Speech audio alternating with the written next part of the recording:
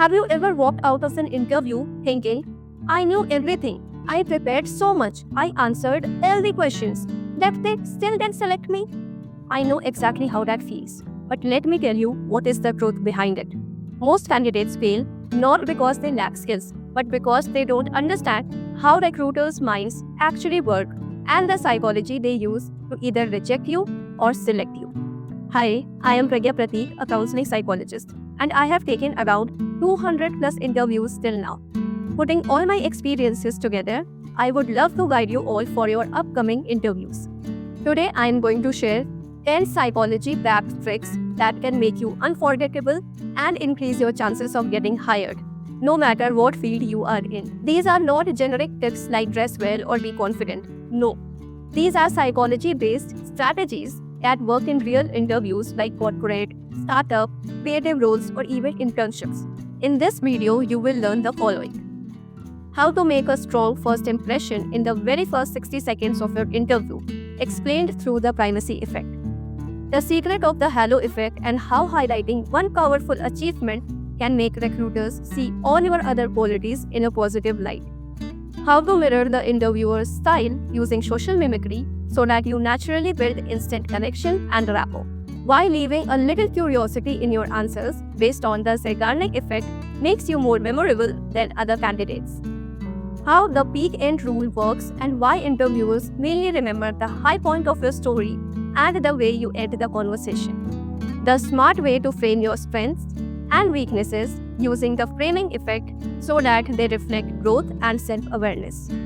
A psychology-based trick called the endowment effect that makes recruiters start imagining you as already being part of their team.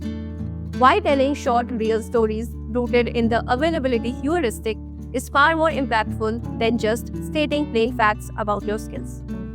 How keeping your answers simple and easy to process explained by cognitive fluency helps you come across as confident, competent, and trustworthy.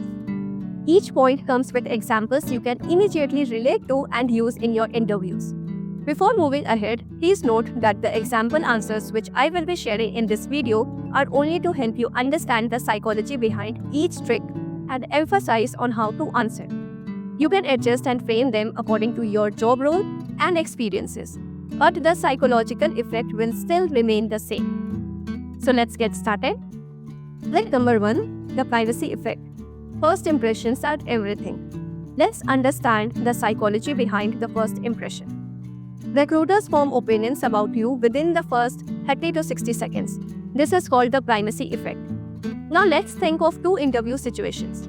First one, imagine you are asked to introduce yourself at the start of the interview and you walk in the cabin looking down, slouched shoulders, mumbling your introduction, and so on. The recruiters immediately think you are nervous or unprepared. Now imagine the second situation. You walk upright, make eye contact, a little smile, and say, Hi, I am Prachi. I recently completed my Master's in Business Administration and also worked on a project where I helped improve team efficiency by 20%. I enjoy applying practical insights to solve real workplace challenges, and I am excited about the chance to bring that approach here too. No, already you have set a positive tone. The rest of your interview is now viewed through that lens. So, is this a psychological trick? Yes. Our brains are wired to attach judgment to the first piece of information we get. Now, once you have made that strong first impression, how do you make the interviewer actually remember you? That's where trick number 2 comes in. Lead with one strong achievement, also known as the halo effect. This halo effect is very powerful. It means when one strong positive trait or achievement of yours makes people see everything else about you in a more favorable light. For example, you are asked about your major achievements in your last job or internship. How will you answer using this effect? Start with something like, in my last job, I led a team on a tough project and we finished it 2 weeks before the deadline. The client was so satisfied that they gave our team another important project right away. That experience really shows my ability to handle pressure and deliver results. Can you see the difference over here? You started with one strong achievement and then connected it to bigger positive impressions, that is leadership, reliability, and pressure handling. Even before you talk about teamwork or problem solving, later in the interview, the recruiters already think that this person is capable, organized, and reliable. One strong story can set a positive bias for the rest of your interview.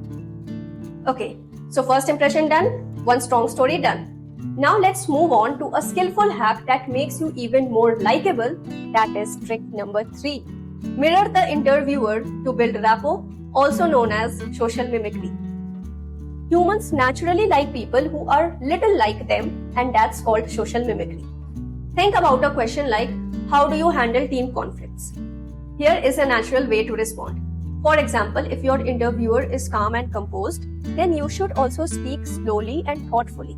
And if they are energetic and smiling, then you should match their energy. Let's say they laugh at a little example you give about managing a team conflict.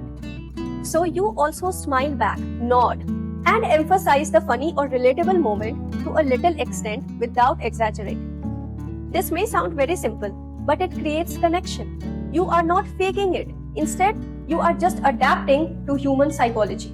Now, how do you stay in the recruiter's memory even after they meet 5-10 other candidates for the same job role? Trick number 4 will show you. Leave a hint of curiosity, that is the Zeigarnik effect. The Zeigarnik effect says humans remember unfinished tasks or incomplete stories better than the completed ones because of the curiosity ahead. Let's understand this with the help of an example. Suppose you are asked about your future goals. You can either give a flat or boring answer like, I want to grow in leadership, or a curiosity-driven answer like, I want to grow in leadership. I have already mentored 2 juniors who are now landing projects independently. And my next step is to explore how I can create a system where new team members adapt twice as fast. I would be really excited to see how that could work in your organization's setup. Now observe the shift. Instead of sounding like a finished story, it becomes ongoing, curious, and memorable. Your story now feels alive and sticks to the recruiter's mind for longer. Well, moving towards the memory a bit more in depth, there's the next trick that ensures your best moment stays with them even after you leave the cabin. Trick number 5, peak end rule. That is, highlight key moments and have a strong ending. The peak end rule says people remember the peak of an experience and how it ends. Let's take an example. If you are asked about a major challenge you faced in your past job role and how you solved it, you can use the peak end rule to answer this. In my last role, we had a situation where a client suddenly raised a critical issue just a few days before the project delivery deadline. At that moment, things were tense and the entire team was under pressure. I quickly stepped in, reorganized tasks, kept constant communication with the client, and made sure the team focused only on the most urgent fixes. And as a result, we not only solved the issue on time, but the client personally appreciated our dedication and extended their contract with us. That experience taught me how staying calm and solution-focused under pressure can completely turn a situation around, and I am eager to bring that same energy here. Notice how this story has a clear peak, that is solving a critical problem, and a strong ending where the client not only appreciated the effort but also extended the contract. That's what interviewers actually remember, and not every single word you said. Great. So we have got first impressions, strong stories, rapport, curiosity, and memorable peaks. Now let's talk about how to fix and attach your achievements in the recruiter's mind. Trick number 6. Frame achievements confidently, also called the anchoring bias. The first example or answer you give acts as a pipeline or foundation for the rest of your interview. This is called anchoring bias. For example, they ask you, what are your strengths? Then instead of giving a generic reply like I am hardworking and organized, frame your answer with a solid achievement like, one of my strengths is keeping people motivated in stressful situations. For example, during my college project, half the team wanted to give up because the deadline was too tight. I reminded them of the progress we had already made, divided the tasks into smaller steps, and kept encouraging them. In the end, not only did we finish on time, but everyone felt proud of what we achieved together. I would bring the same calmness and motivation here too. Now notice what happened. You didn't just state a strength, you gave a proof backstory. That becomes the base or reference point in the interviewer's mind. And all your later answers feel stronger because they are colored by the first confident impression. Everything else you say will be compared to that first base, making you appear more competent and reliable. Alright, you have made them like you, remember you, and see you as capable. But what about your weaknesses? Trick number 7 has the psychology hack for that. Turn weaknesses into growth opportunities, also called the framing effect.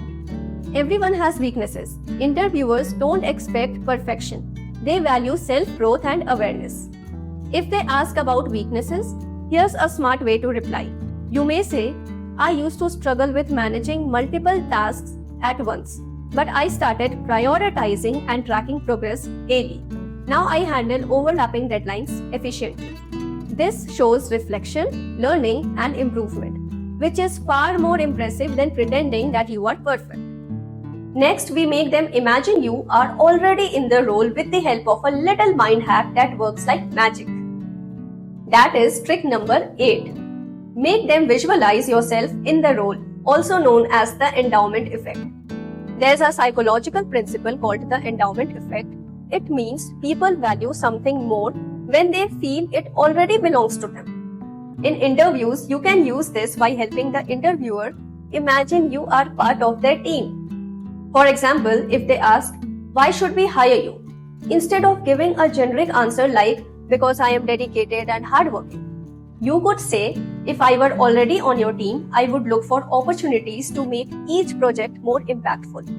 In my previous role, I noticed a small gap in our client onboarding process that was causing delays and confusion. I suggested a few changes and it ended up improving customer retention by 15%. I would love to bring the same mindset here to help your company grow and make processes smoother from day one. Did you notice how this works? You are not speaking as an outsider asking for a job, but you are already showing ownership and the interviewer starts imagining you contributing directly to the company's success. That's the endowment effect in action. But yes, this is a general answer which you need to adjust as per your particular job role. Rest, the effect remains the same. And now, let's make sure your skills are actually memorable and not just remain as statements. This can be done with the help of trick number 9, called the availability heuristic, which means telling stories instead of just stating facts. Facts alone are easily forgotten, but stories stick because our brains love to recall real situations. Psychologists call this the availability heuristic, which means we remember things that are realistic and relatable more than plain statements. So when an interviewer asks about your skills, don't just give facts. For example, instead of saying, I am a good problem solver, you could say, during a project, 2 team members disagreed on the plan's strategy and it was holding us back. So I took an initiative, facilitated a discussion, helped them find a compromise, and we delivered the project on time. This way, you are doing 2 things at once. First, showing your skills in action, and second, telling a short relatable story the interviewer can picture in their mind, which makes it memorable. Interviewers are more likely to remember this story long after they have forgotten other candidates' plain facts. And finally, the last trick, stating simplicity as your power. Trick number 10, keep answers simple and clear, also known as the cognitive fluency. In interviews, how you say something can be just as important as what you say. When your answers are easy to process, you automatically come across as more competent, confident, and professional. Psychologists call this cognitive fluency, which means that people trust and remember things that are simple and clear. For example, if they ask, tell me about a challenge you faced in a past project, then instead of giving a long, complicated story, you could break it down to SAR format, that is, situation, action, and result. Say something like, during a product launch, we realized the testing phase had missed a critical bug. I quickly organized a mini team to check all modules. prioritized the most important fixes, and we managed to release the product on time. The client appreciated our quick action, and it actually led to positive feedback from senior management. Now notice what makes this effective. First, complete sentences that flow naturally and no chopped or half-explained ideas. Second, situation, action, result format, helping the interviewer immediately understand what happened, what you did, and the outcome. This clarity creates trust, highlights competence, and makes you memorable, even if your achievement itself seems small. So these were the 10 psychological tricks that can help you stand out in any interview. First impressions, strong stories, rapport, curiosity, memorable peaks, confident framing, growth visualization, storytelling, and clarity. All simple psychological strategies that make a big difference. Now it's your turn. Which of these tricks you are going to try first? Comment below, as I will personally check and guide you if you have any further doubts. Like, share, and subscribe for more such videos. Best of luck for your next interview. Thank you for joining. See you in the next video.